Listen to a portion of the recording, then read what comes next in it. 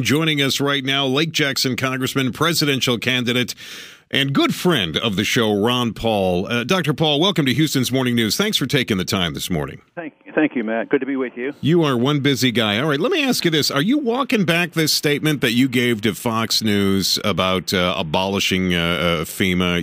You're saying now that you don't want to abolish FEMA. You just don't like them very much. You know, when the hurricane hit, of course, the subject came up, and I don't recall using those exact words, but I never voted for it. I didn't want to establish, so that's my position. Right. But, you know, in the midst of a hurricane, my position is that tomorrow we abolish FEMA, and that's, of course, what they like to paint it as. Matter of fact, we've had hurricanes here, and although I was not a supporter of FEMA, I always tried to pay for the bills and take care of the constituents because FEMA was such a bureaucratic monster that all I got were complaints. So what about the wildfires now, Dr. Paul? You've got wildfires in a former district of yours, just destroying homes and displacing people. FEMA's supposed to be riding into town this Thursday. Should people get excited about that? Well, I don't think they should be overly optimistic that they know how to put fires out any better than firefighters. You know, I don't think so. I think rescue operations are really very important. That's why I sort of begrudge the fact that our guard units have their helicopters overseas. You know, New Jersey's begging for helicopters, and they're helicopters from their guard units in Iraq. It's that kind of stuff that is so bad. And FEMA now is, about $20 billion in debt, and they have no proof that they're very efficient.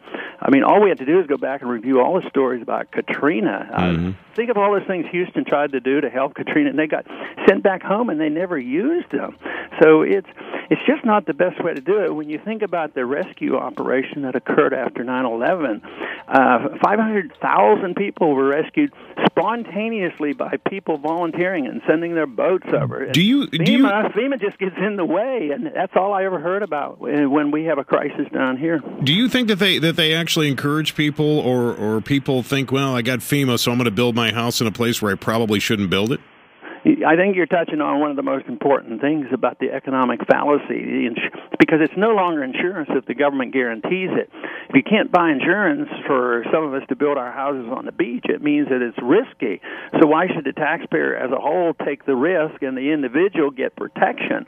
So yes, it teaches you to do the wrong thing, and it's no longer insurance, and that's why they're bankrupt. They can't afford it because you want to measure risk, and if the price goes up, you either have to take your own risk or pay the higher price. Right. But it shouldn't be dumped on the taxpayer. And this is one of the reasons this idea is pervasive in so much of what we do, and that's why this country is bankrupt. And now they resent the fact of a few of us saying, well, we'll get you the money for this rescue operation for FEMA right now, but pay for it. Cut something. Right. And there's so much we could cut, and we could Dr. have Paul, priorities. I tell you what, hang on for me, because you're touching on an area I want to talk to you about, including what's going on in your presidential race, and we'll get back to you to answer those questions in just a second.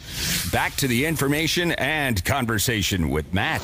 This is your Houston Morning News. KTRH News Time is 7:23, and joining us this morning, Lake Jackson Congressman, presidential candidate Ron Paul. And Dr. Paul, I want to thank you for taking the time. I know you're a busy guy, and your campaign is doing well. In polls, people love you. The media doesn't pay much attention to you, but you're used to that. And I want to congratulate you on hanging in there and doing well in the polls that are taken. It's amazing to me that more attention isn't paid to your campaign. But let me ask you this: you got Governor Rick Perry, who is going to make a speech here in less than an hour about the wildfires in Texas. As you look at this and you look at his opportunity to speak, do you think it's going to be a speech that's going to be brimstone and hellfire based upon the fact that he is running for president? And do you think these fires help him in some way look a little presidential?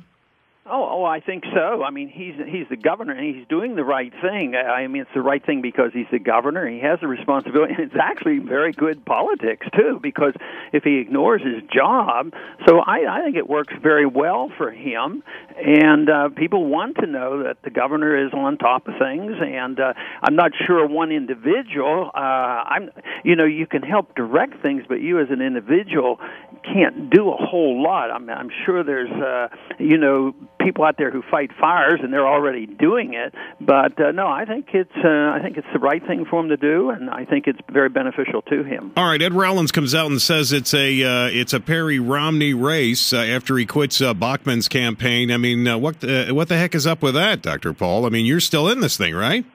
Yeah, I guess people like to be seen as being very important, and they get to pick the winners.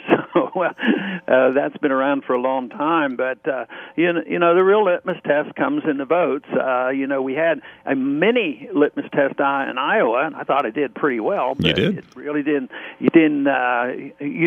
Get the attention it should have. So I have to keep doing what I'm doing and find out whether our numbers keep growing. But ultimately, the bottom line is: are you going to get the votes in an election that really counts? Right. That's just around the corner.